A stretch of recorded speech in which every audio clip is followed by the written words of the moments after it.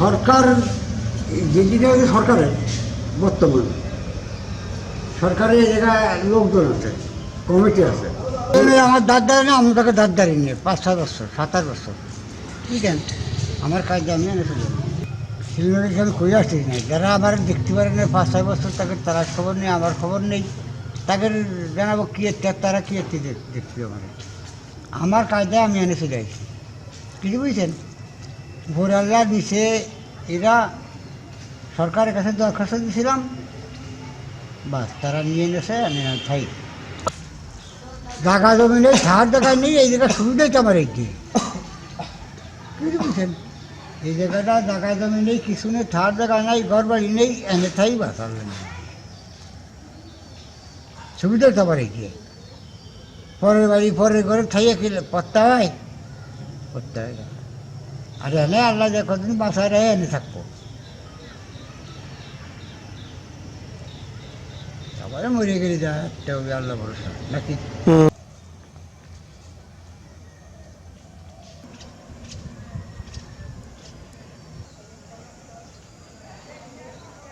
এই যে নিঃসঙ্গ জীবন আপনার, এখানে তো আপনার তো কেউ নেই, তারপরেও এখানে তো আপনার একটা কথা বলার মানুষও নেই, একাই থাকেন আপনি।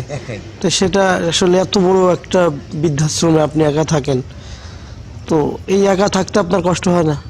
কোনোই কষ্ট নেই, কথা বলার মানুষও তো নেই, নিজেও তো একজন নিঃসঙ্গ জীবন, কিন্তু পাশাপাশি আবার আপনিও একজন যে জায়গায় আসছেন সেখানেও নিঃসঙ্গ। ধরেন এই জায়গায় আমি একা থাকি বুঝছেন, ওর আল্লাহ আছে আর আমি থাই, আল্লাহর নাম নিয়ে পড়ে বাস। যদি মানুষজন না আছে না আসে, আর কিছু করার আছে না, আমার তো থাকতে হবে জায়গা, আমার জায়গা থাকতেই হবে।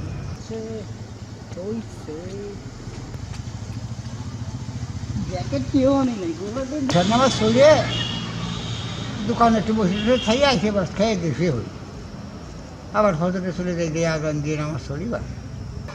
মায়ের জামাই আইসিলে 2 বার এসে বেড়ায় গেছে, আর আসছে না, সুযোগ বুঝে আসছে না, সুযোগ করে আসছে না, যাদেরটা সুবিধে আসে। থাকতে কি চাই বাবা, ছেলে মেয়ে থাকতে এই জায়গায় পড়ে থাকা কি ভালো, মনে তো চাই না। তারা যদি তাতে অসুবিধা হয়,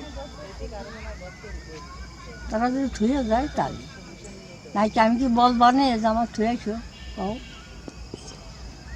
এ তো কখনো বলবো না। আমি মনে করি আমি বাড়ি থাকি, আমার স্বামী নিয়ে আসছে, সেই ভিটাই থাকি, আমি সেই জায়গায় আমার জীবনটা বাকি জীবনটা কাটুক।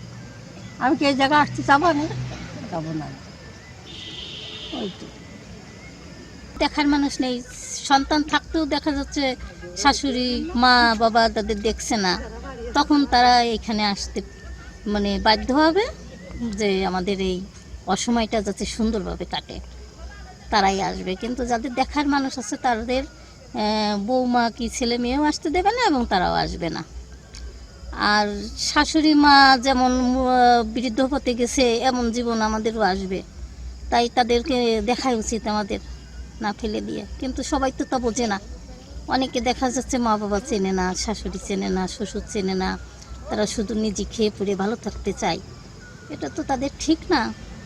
আবার অনেকে আছে যে যাদের কোনো ব্যবস্থাই নেই, তখন তারা কি করবে, তখন তারা এখানে এসে একটু বাকি জীবনটা যদি সুখী থাকতে পারে এবং সুন্দরভাবে যদি তার দিনটা কাটে, এই জন্যেই সরকার এটা করেছে, খুবই ভালো ব্যবস্থা করেছে। মন থেকে মেনে নিতে হয় না, যারা অসহায় তারা তো তাদের তো থাকতে অবশ্যই থাকা লাগবে। তাদের যদি সংসারটা ধুয়ে যায় তারাই গেছে।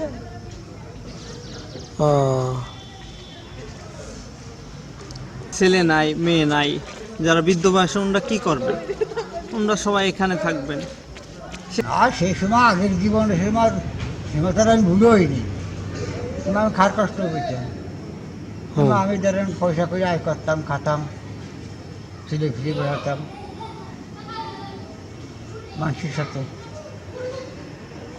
যখন হয়ে গেলাম তখন তো আর সেই ভাব থাকে না, থাকে নাকি অন্যরকম ভাব হয়ে গেছে। এখন আল্লাহ এই জায়গায় নিয়ে ফেলেছে বাস আল্লাহ ভরসা। হুম। আল্লাহ ধারা কোনো গতি নেই, আছে নেই।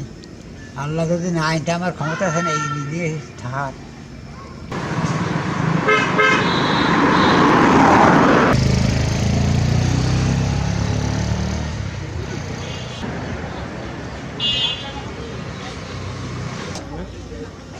ফ্যামিলি রয়েছে তো, না হলে আপনাকে